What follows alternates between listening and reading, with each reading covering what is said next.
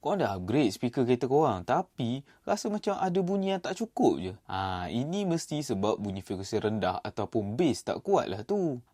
Ini dia ada 3 active subwoofer Ruby series daripada Adams Digital. Kalau korang pasang active subwoofer ni, barulah bunyi bass kereta korang tu complete dengan speaker dengan tweeter korang. Tiga-tiga active sub ni, dia punya power boleh tahan jugalah walaupun saiz dia mini yang comel ni. Lepas tu, active sub ni semua plug and play tau. Tak payah nak potong wayar, korang tak payah risau pasal void warranty kereta korang nanti. Yang pertama, special sikit. Ini model RUS 831 DSP, 8 inci active subwoofer. Apa pasal nama model dia ada DSP? Sebab active sub ni dia siap ada built-in DSP amplifier lah. So, kalau korang niat nak pasang active subwoofer dengan DSP, korang boleh ambil model yang ni. Tak payah nak keluar duit lagi nak beli DSP. DSP bukannya murah, babe. Kira audio system korang akan complete terus lah. Ada speaker, ada tweeter, ada active sub dengan DSP amplifier lagi. Dia punya RMS power 200 watt dan max power dia 400 watt. DSP ni dia ada 31 band equalizer. Dan lepas tu ada Bluetooth V5. So, korang boleh connect phone dan setting tune pakai phone je.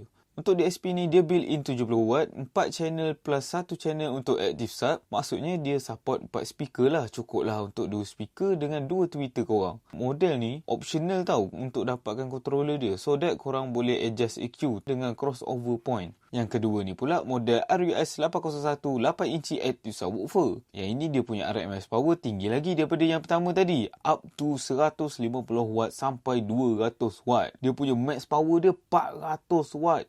So, kalau korang nak bunyi bass kuat lagi, boleh pilih yang ni. Kalau korang ambil set ni, dia pun bagi sekali volume knob. So, korang boleh easily adjust volume bass korang. Yang last ni, ini dia 8 inci Slim Active Subwoofer RUS 808. Dia punya RMS power dia 120 watt dan max power dia 350 watt. Kalau korang tengok dia punya saiz, memang slim habis lah. Jangan risau, memang tersangatlah muat nak letak dekat bawah seat ni. Untuk model ni, dia bagi sekali volume knob supaya senang korang nak adjust volume bass yang korang nak. So, inilah rupa dia kalau active subwoofer ni pasang dekat bawah seat korang. Kan muat tu. Korang tak payah risau lah. Bagi aku lah kan, under seat woofer ni dia bagi lagi punch bunyi. Sebab kedudukan dia betul-betul dekat dengan kita. So, lagi senang nak dapat rasa bass tu. Kasih tune elok-elok, confirm padu. So, kalau korang nak bunyi bass kereta korang padu, korang boleh dapatkan mana-mana active subwoofer Ruby series ni daripada Adams Digital ni sekarang. Confirm tak menyesal.